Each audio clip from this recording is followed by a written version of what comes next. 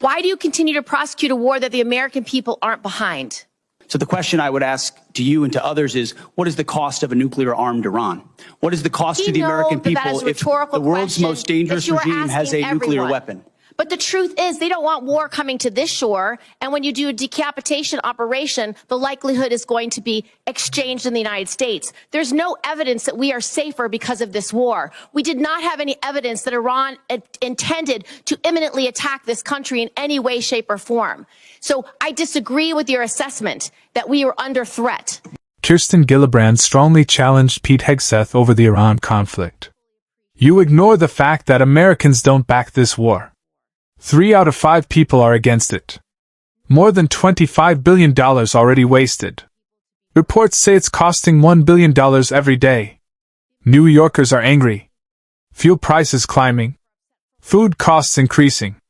People are tired of it. 22 schools destroyed. Hundreds reportedly died at a girls' school. Gillibrand asked, "Why did you reduce the Civilian Protection Division by 90%? Will you promise AI will never make final nuclear targeting decisions?" Hegseth argued Americans support the war, despite public polls showing otherwise. He compared it to Iraq and Afghanistan, saying those wars lasted years, so this one needs more time. Gillibrand answered, "Americans are suffering. There's no clear plan. No solid reason. This is an unauthorized war started by choice. Watch this." If you enjoy the channel and want exclusive content, press the join button below. That support helps keep the channel running. That the American people aren't behind. First of all, I appreciate the opportunity for that closed session where we had a, unsurprisingly, very different discussion than we have here with the cameras on. We support this. Because my job is to represent New Yorkers, and I can tell you, when I talk to them all across my state, they are furious, and they expect me to explain to them why they are furious. And Senator, when I talk to Americans, and especially when I talk to the troops, they are grateful for a president who has the courage to take on this threat after 47 years of what Iran has done, targeting and killing Americans, and what it would mean to the world if Iran's nuclear ambitions were actually achieved. So the question I would ask to you and to others is, what is the cost of a nuclear-armed Iran? What is the cost to the American people if the world's most dangerous regime has a nuclear weapon?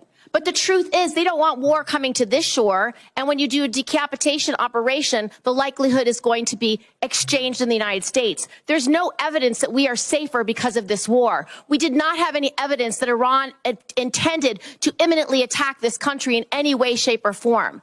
So I disagree with your assessment that we are under threat. Do you not believe them when they say death to America? Listen, our adversaries use rhetoric all the time. What I'm concerned about is we are not safer, and I would just like to know why you have not sought the support of the American people, and 3 out of 5 Americans are against this war today. I believe we do have the support of the American people, and we have briefed regularly what this mission looks like and why it's critically important that we undertake it. And I would remind you and this group that we're 2 months in to an effort. And many congressional Democrats, as I pointed out, want to declare defeat 2 months in. Iraq took how many years? Afghanistan took how many years? And they were nebulous missions that people went along with. This is different. This is a defined mission set that we have had great success in pursuing against a determined enemy who seeks nuclear weapons. And I'm proud of the opportunity to remind the American people, because they believe in it as well, that they can't have it. You don't care when the American people the American people are quite smart. They understand and see through spin. They know that a regime that says death to America, that seeks nuclear weapons and the ability to deliver. Did they lie about the range of their missiles? How much Because I saw a 4,000-kilometer How much more will you missile ask the get American shot people at to pay for this war? Diego right Garcia. now, do you want it $1 billion a day? Do you want $2 billion a day? You're asking for $200 billion more to fund this war and to make sure we have. We didn't ask for $200 billion. I don't know where you got that number from, Senator. I think you got it from the news, which you should be careful what you read in the news. Okay, Mr. Hegseth, Secretary Hegseth, here's a few more. Let's talk about how you're prosecuting the war. What is your response to targeting that has resulted in the destruction of schools, Hospitals, civilian places. Why did you cut by 90% the division that's supposed to help you, not target civilians? And do you know the impact of a strategic failure at a war when you have so many civilian casualties? You may have tactically completed a mission well, but strategically is not meeting your goals because of the harms to civilians. What is the cost of that? Let's leave time for an answer. No military, no country works harder at every echelon to ensure they protect civilian lives than the United States military.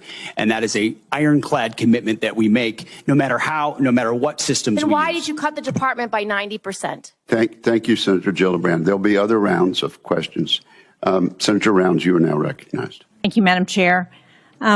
Secretary Hegseth, Congress enacted $400 million to provide security assistance to Ukraine in January. Now, the committee received a notification just yesterday confirming only that the funding would go toward Ukraine. It contained no details about the type of equipment, no delivery timelines, nothing that is typically included in these notifications.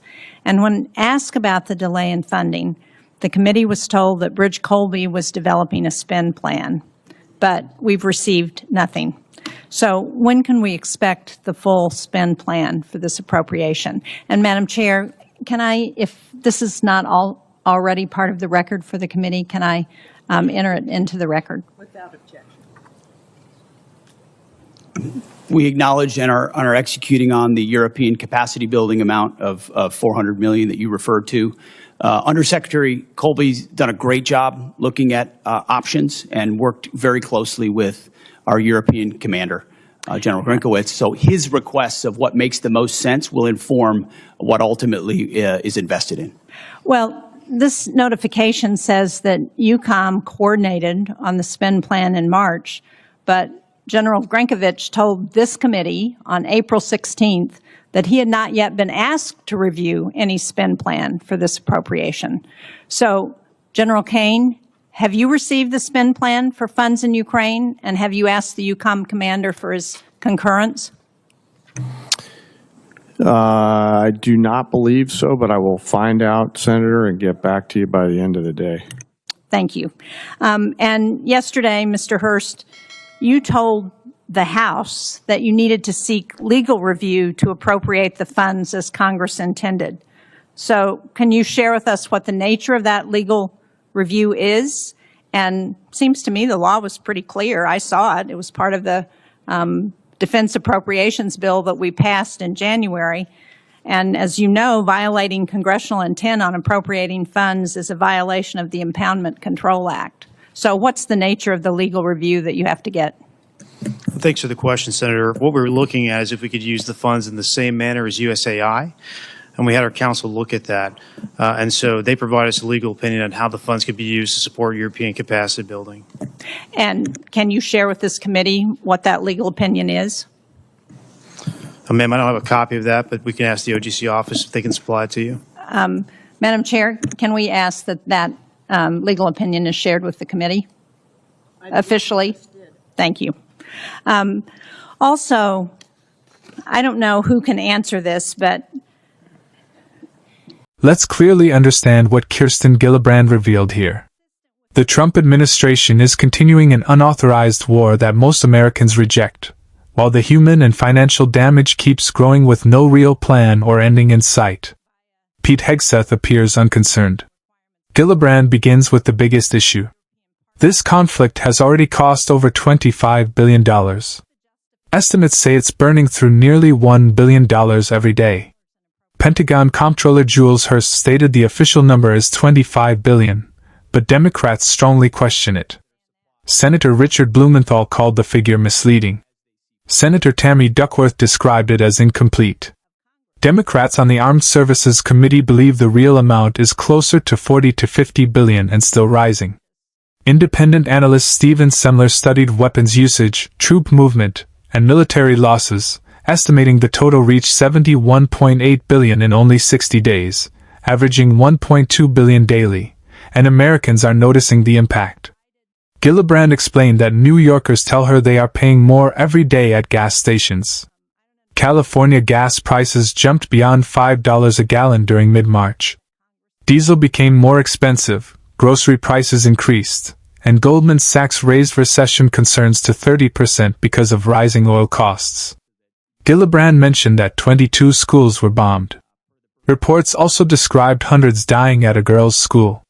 She questioned why Hegseth reduced by 90% the division created to prevent civilian deaths.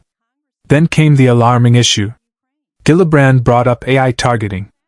I still haven't heard you promise that AI will not make final targeting decisions, even involving nuclear weapons. Artificial intelligence deciding life or death situations. Hegseth refused to directly answer.